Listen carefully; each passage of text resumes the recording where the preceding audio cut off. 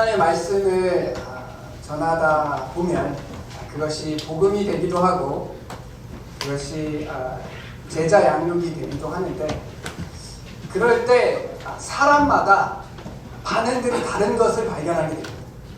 똑같은 말씀을 해도 그 반응이 다 다른 것을 발견하게 됩니다. 스스로 의아함을 느낄 때가 종종 있습니다. 도대체 왜 그럴까? 왜 듣는 사람은 듣고 또 듣고 반응하는 사람은 또 반응하고, 듣고 또 반응도 하지 않고 혹은 듣지 아니하려고 하는 사람도 있을 때 도대체 왜 그럴까? 라는 생각을 해볼 때가 있습니다. 이와 같은 질문을 제자들이 예수님에게 비유와 관련해서 이야기를 하세요.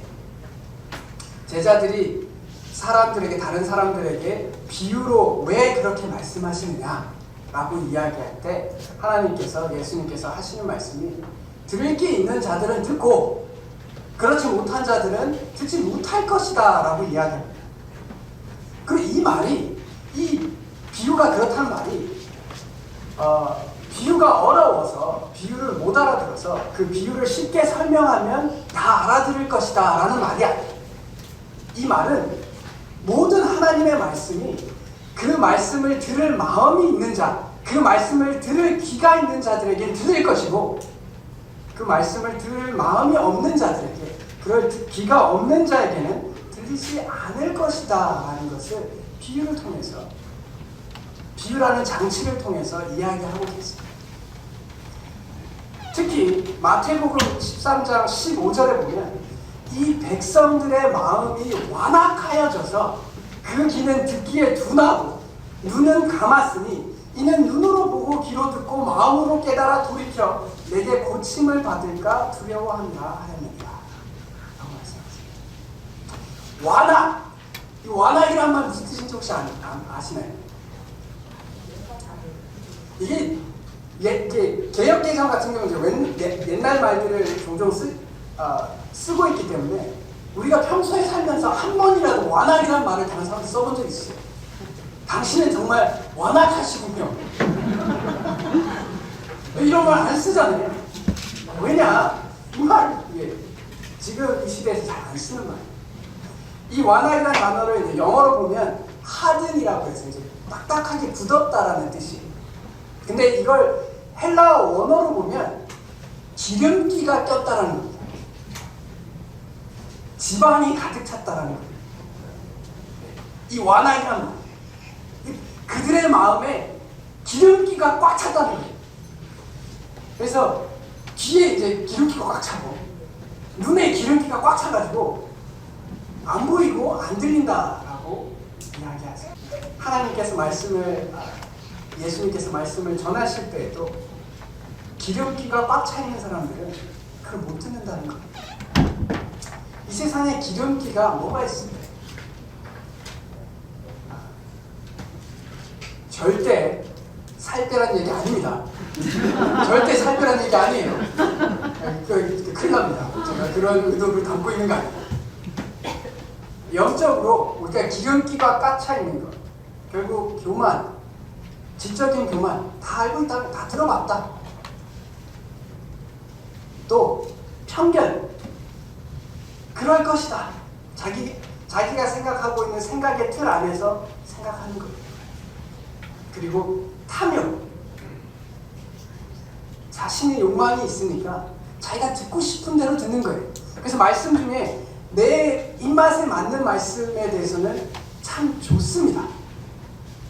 내 욕망을 해결해 줄 수 있는 말씀들, 내 욕망을 부추겨 주는 말씀들에 대해서는 참 좋아요. 그러나 내 욕망과 배치되는 것, 내 욕망을 꺾어야 되는 말씀에 대해서는 기름기가 꽉 차 있는 것처럼 듣지 않으려고 했습니다.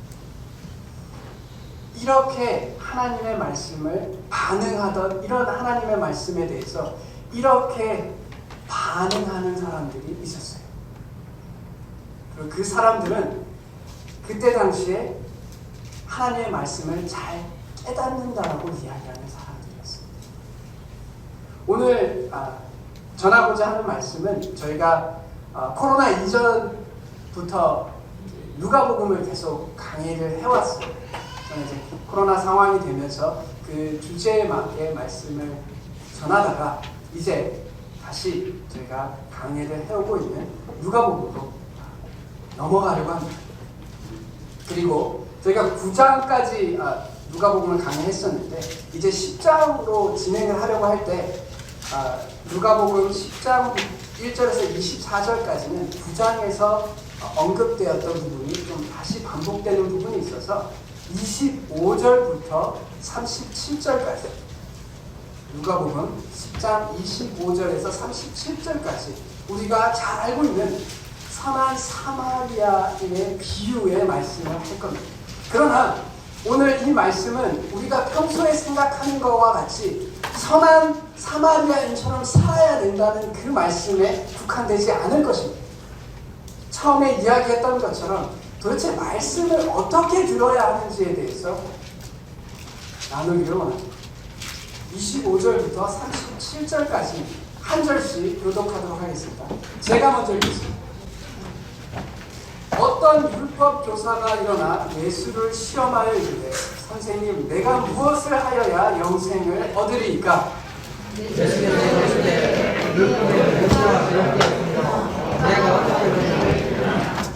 대답하여 이르되 내 하나님을 다하여 내 마음을 다하여 목숨을 다하여 힘을 다하며 뜻을 다하여 주 너의 하나님을 사랑하고 또한 내 이웃을 내 자신과 같이 사랑하라 하였나이다.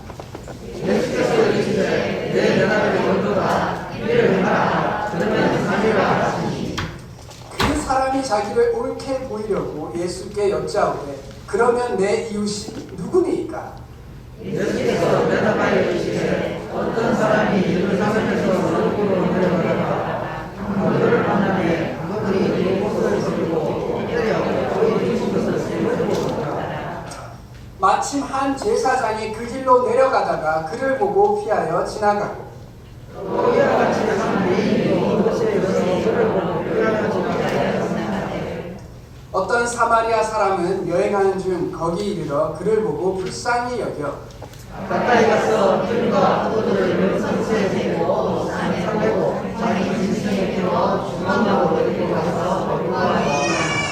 그 이튿날 그가 주막 주인에게 데나리온 2를 내어주며 이르되 이 사람을 돌보아 주라. 비용이 더 들면 내가 돌아올 때에 갚으리라 하였으니 내 생각에는 이 세 사람 중에 누가 공경하는 자의 이웃이 되겠느냐. 이르되 자비를 베푼 자니이다. 예수께서 이르시되 가서 너도 이와 같이 하라 하신다. 아멘. 예수님께서는 이 땅에 계실 때 많은 사람들에게 시험을 당하셨어요. 좋게 말해서 이제 시험이지 좀 강하게 얘기해서 시비 걸림을 당하셨어요. 사람이 자꾸 시비를 겁니다. 오늘 율법학자도 예수님에게 시비를 좀 거는 거예요. 이분이 정말 그런 오시고자 했던 메시아인가 시험을 하여 예수님의 정체를 좀 분명히 하기를 원했어요. 그래서 그때 당시 지금도 우리에게 있어서 중요한 문제인 내가 무엇을 하여야 영생을 얻으리이까 아주 본질적인 주제예요. 모든 종교가 이것으로 머리 싸매고 있어요. 어떻게 하면 영생을 얻을까? 어떻게 하면 인생의 유한함에 그것을 승리할 수 있을까? 고민하고 있어요. 그것에 대해서 답을 찾고자 했어요. 예수님께서 이렇게 말씀하십니다. 여러분 누군가가 여러분에게 시험을 하려고 뭔가 이제 물으려고 할 때 지혜롭게 대처하는 방법이 뭔지 아십니까? 질문에 질문으로 답하십시오.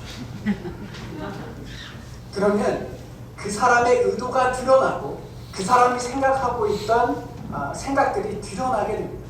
예수님께서 종종 그러셨어요. 누가 시험을 하려고 물어볼 때 대물으십니다. 너는 어떻게 생각하냐? 라고 물으세요. 그래서 스스로가 부족하다라는 것을, 스스로가 잘못된 생각을 하고 있다는 걸 깨닫게 해주세요. 자승자박하게 해주십니다.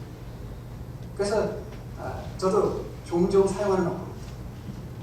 누군가 저를 시험하려고 물어볼 때 다시 되묻죠. 예수님도 마찬가지입니다.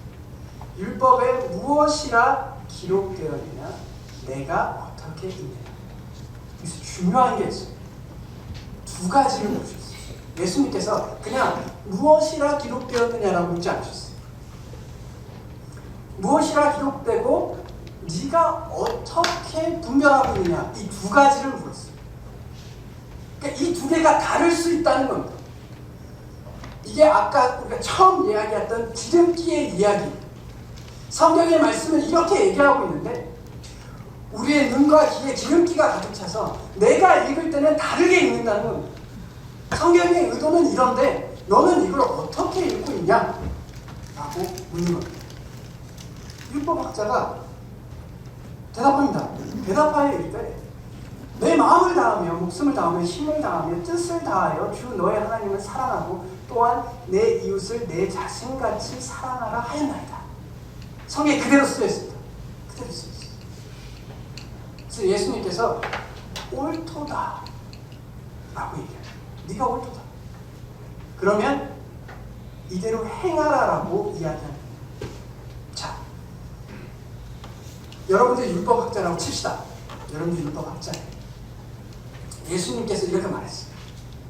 우리가 성경에 쓰여진 대로 하나님을 내 몸과 같이 사랑, 하나님을 전력, 내 인생을 다 바쳐서 최선을 다해서 사랑하라라고 이야기하고, 이웃을 내 자신과 같이 사랑하는 그것을 행하면 네가 영생을 얻을 것이다 라고 여러분들에게 답변을 했어요. 여러분들 뭐라고 대답하실래요?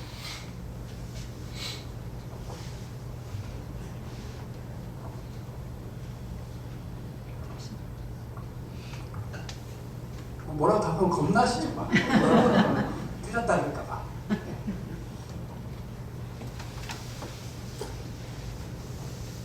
우리는 복음에 대해서 알고 있기 때문에 예수님께서 이렇게 말씀하신 것에 대해서 의도를 알고 있어요. 성경에 그렇게 쓰여져 있어요. 그렇게 하면 영생을 얻을 것이라고 쓰여져 있어요. 그런데 문제는 우리가 그것을 행할 수 없습니다. 그래서 율법학자는 어떻게 답했어야 됐냐면, 예수님, 그러한데 제가 그럴 수 없습니다. 제가 말씀이 그러한 줄 알지만 제가 도저히 그것을 행할 수가 없습니다 라고 얘기했어야 됐어요. 그것이 율법학자가 취해야 할 태도였어요. 그리고 그것이 율법학자가 성경을 읽는 방법이었어요. 그게 분별이었어야 했어요. 그러나 율법학자는 그렇게 분별하지 않았어요. 어떻게 읽었냐면, 그 사람이 자기를 옳게 보이려고 예수께 여짜오되 그러면 내 이웃이 누굽니까? 이 말의 의미는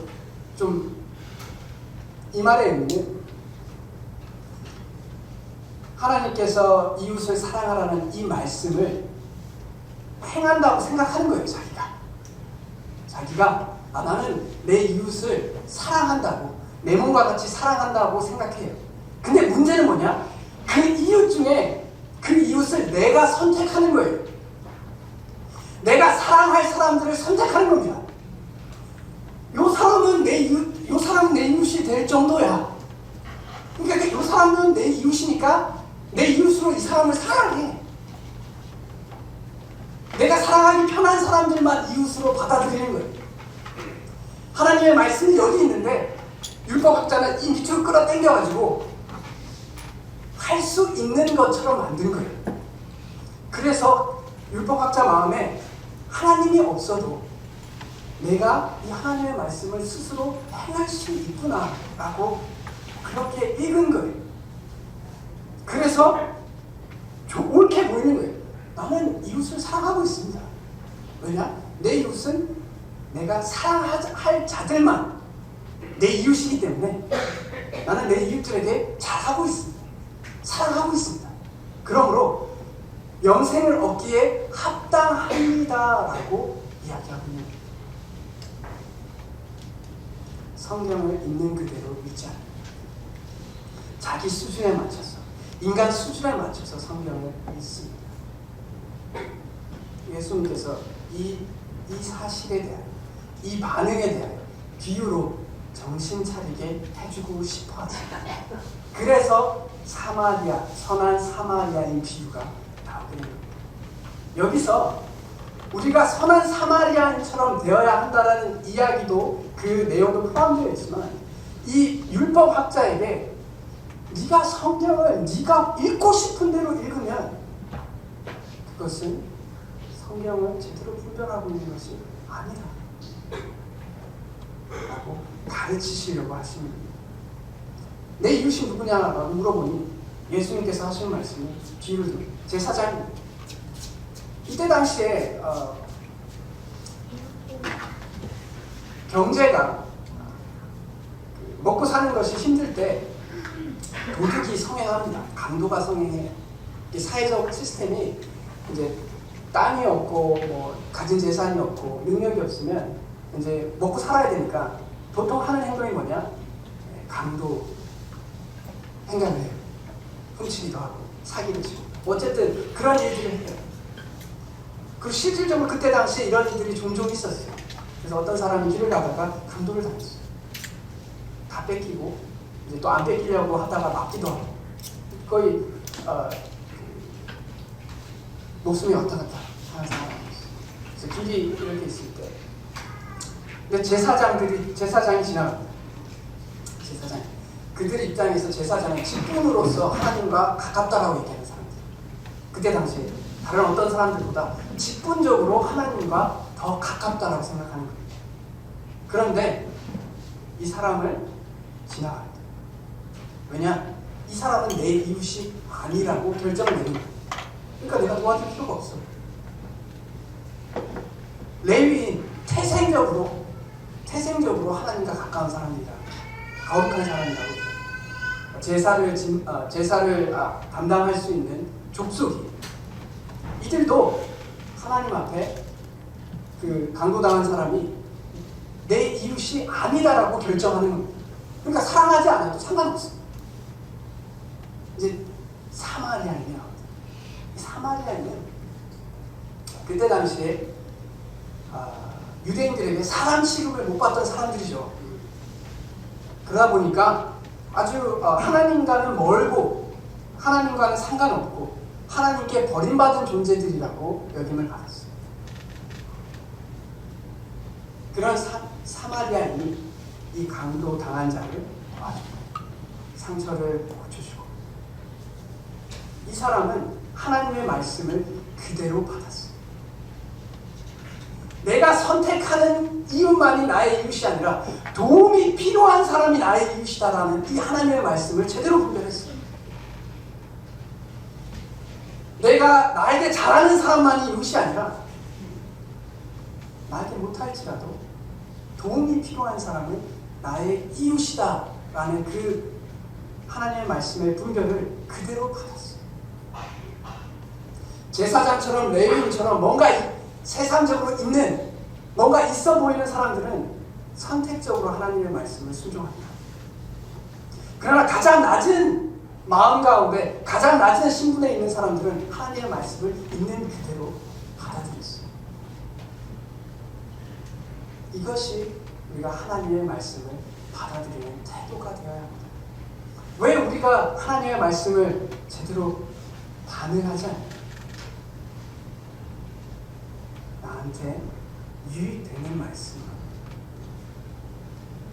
나한테 쉬운 말씀만, 나한테 찔리지 않는 말씀만, 그리고 그 말씀이 들릴 때, 찔리는 말씀이 들릴 때 살짝 돌려서 듣습니다.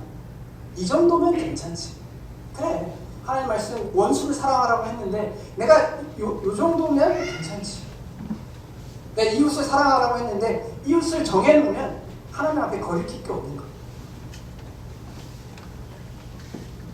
그러다 보니까 우리가 하나님의 말씀 앞에 계속 말씀을 들어도 참 많은 기간 동안 말씀을 듣고 우리가 말씀을 읽고 하지만 그 말씀이 우리 안에서 열매 맺는 순간들이 적다라는 것을 우리가 발견하게 됩니다. 말씀이 10년 말씀이 뿌려졌는데 말씀의 열매가 잘 안 열리는 것을 발견하게 됩니다. 하나님께서 예수님께서 그것을 책망하고 계십니다.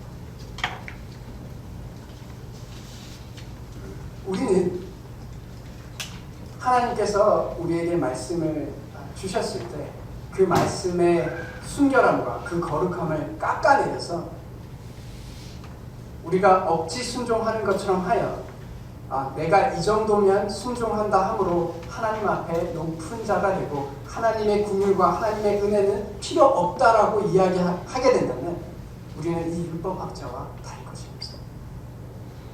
우리가 말씀을 받는 태도는 이래야 합니다. 주님, 하나님의 거룩한 말씀의 기준이 여기인 줄 제가 압니다. 제가 그 말씀을 순종하고 살아가기를 원합니다. 그러나 제가 연약합니다. 제가 해나갈 수가 없네요. 제가 깨어있어서 이것을 행할 때에도 또 제가 놓친 부분들이 있습니다. 그리고 제 마음에 누구를 사랑하려고 했지만 또 미움이 생기고 화가 생기고 그러면 그것을 하지 못할 때가 있습니다. 주님 도와주십시오. 저를 긍휼히 여겨주십시오. 그것이 우리가 말씀을 대하는 태도여야 해요.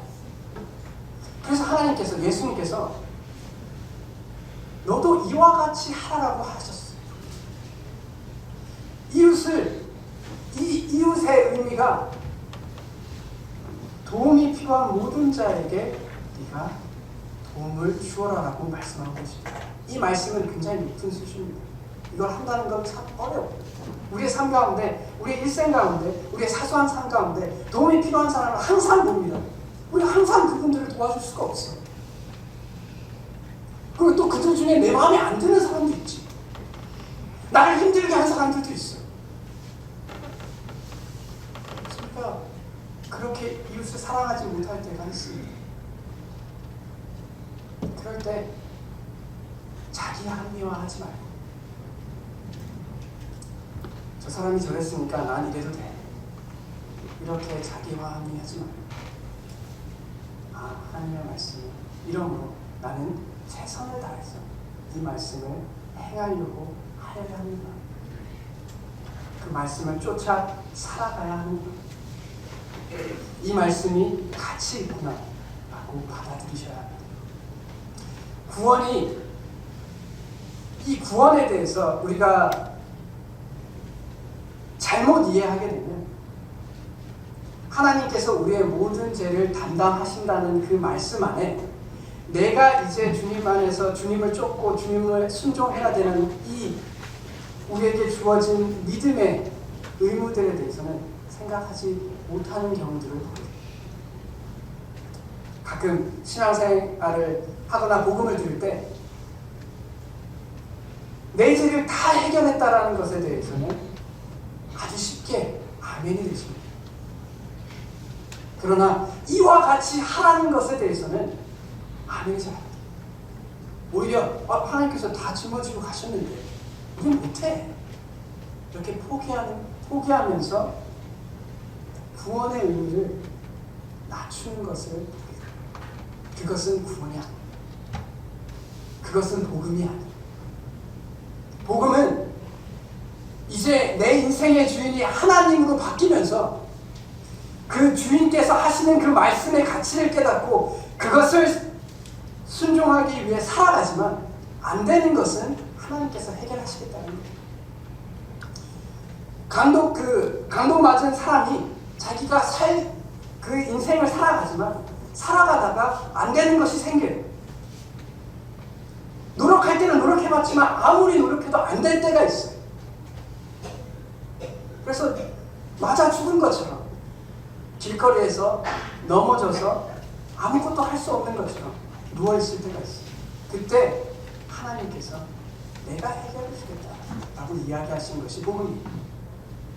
너희가 내가 가치 있는 줄을 알아서 나를 위해서 살아가려고 하지만 부족한 부분들이 있을 때 그 부족한 부분을 내가 채워주겠다.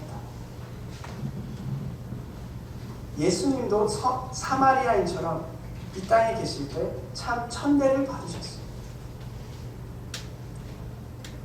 그러나 감동맞은 자를 살려주시고 다시 오신다라고 말씀하십니다. 그리고 다시 오실 때 혹시 부족하면 내가 더 줄게.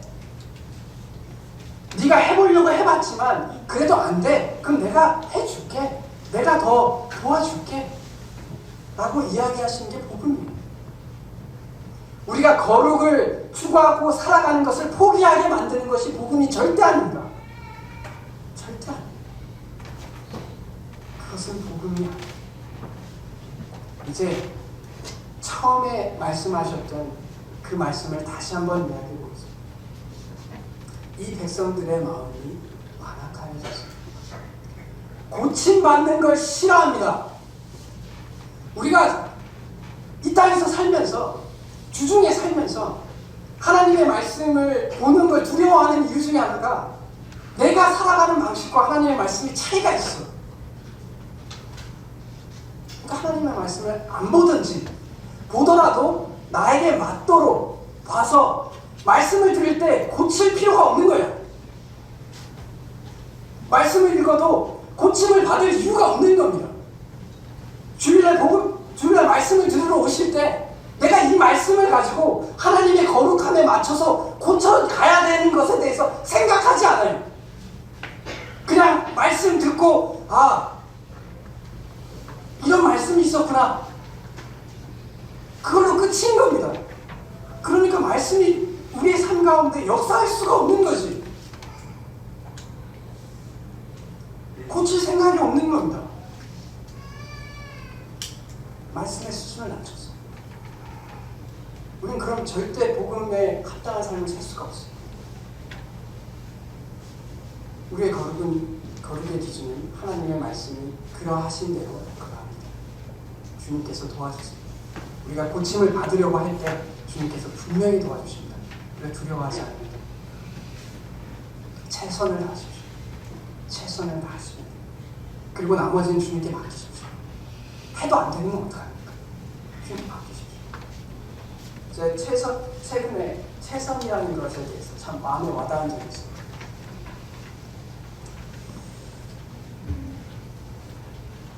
여러분들 잘 아시겠지만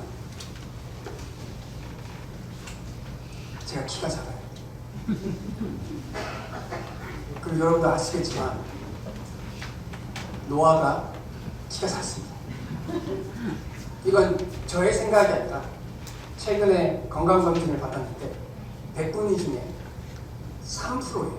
그 말은 100명 중에 키가 작기로 3번째라는 겁니다. 작은 편이에요. 나중에 더 클 수도 있겠죠. 그래서 제가 그 사실 듣고 마음에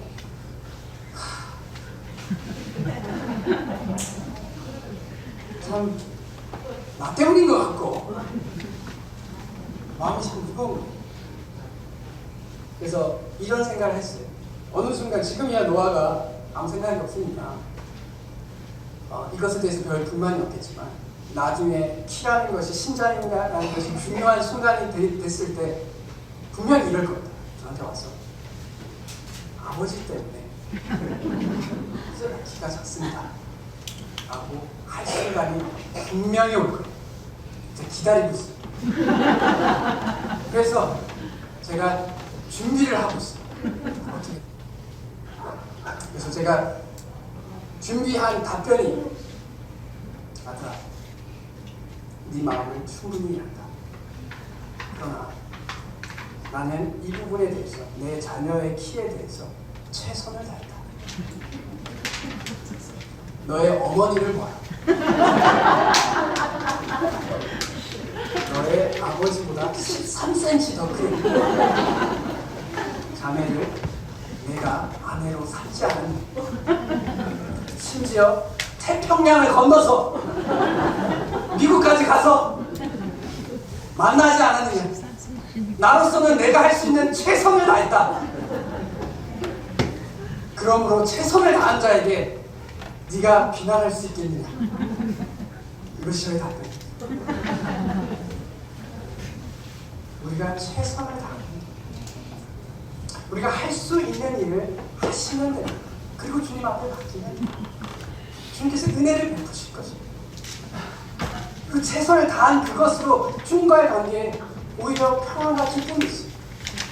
그 부족한 부분 주님 앞에서 회개하면 돼요. 그러면 돼요. 하나님의 동일하심을 구하지 않는 자처럼 교만하게 하나님의 말씀의 질을 떨어뜨리지 마십시오. 그렇게 됐을 때 하나님의 긍휼을 경험할 수 없습니다. 하나님의 은혜를 경험할 수 없습니다. 힘들더라도 어렵더라도 고통스럽더라도 하나님의 말씀에 순종하려고 살아갈 때 우리의 믿음이 자라나고 우리가 하나님의 합당한 모습들을 가져가는 것을 발견하게 됩니다. 우리의 믿음이 자라나는 것은 말씀을 듣고 순종하려 하면서 자라납니다. 어려운 일이 있어서 그거 두려워서 순종하지 않게 되면 하나님께서 역사하시는 것을 경험하지 못해요. 그러면 하나님을 내가 신뢰할 수 있구나, 내가 이분을 정말 내 인생에 걸 수 있구나, 이런 경험들을 할 수가 없습니다. 그러면 같은 일이 생기면 항상 같은 하나님을 순종하기보다 세상적으로 지혜로운 것, 세상적으로 편리한 것을 추구하게 됩니다. 그러다 보면 우리의 신앙은 하나님을 경험하지 못한 채로 살아가게 됩니다.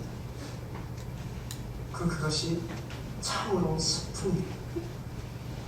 우리가 돈이 없는 것이, 우리가 권력이 없는 것이 슬픈 것이 아니에요. 하나님의 말씀 안에서 자라지 못하는 것이 정말 슬픈 겁니다. 그리고 우리가 그것을 슬퍼할 때 자라날 수 있는 거예요. 이 말씀 가운데 선한 사마리아인처럼 하나님의 말씀을 그대로 받고 모든 이들이 도움이 필요한 모든 이들이 나의 이웃이라는 것을 잊지 말아요.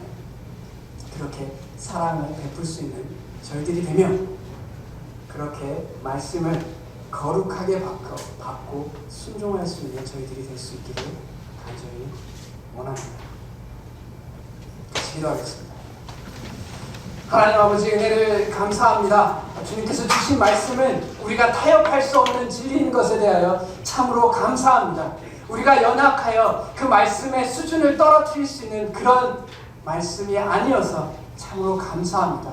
오히려 주님의 도우심을 통하여 그 말씀을 순종할 수 있게 하여 주심에 참으로 감사합니다. 주님, 저희가 주님의 도우심을 붙잡고 주님의 긍휼하심을 붙잡고 주님께 순종하는 삶을 살아갈 수 있도록 은혜를 베풀어 주시기를 간절히 간구드립니다. 그렇게 영생을 얻은 자의 삶처럼, 천국을 누리는 자들처럼 살아갈 수 있도록 도와주시기를 간절히 간구드립니다. 주님께서는 우리를 참으로 사랑하심으로 그 사랑하는 자들을 도우시는 그 하나님을 의지하여 거룩한 말씀에 따라 거룩한 삶을 살아가도록 도와주시옵소서. 이 모든 것을 우리 주 예수 그리스도의 이름으로 기도드렸습니다. 아멘.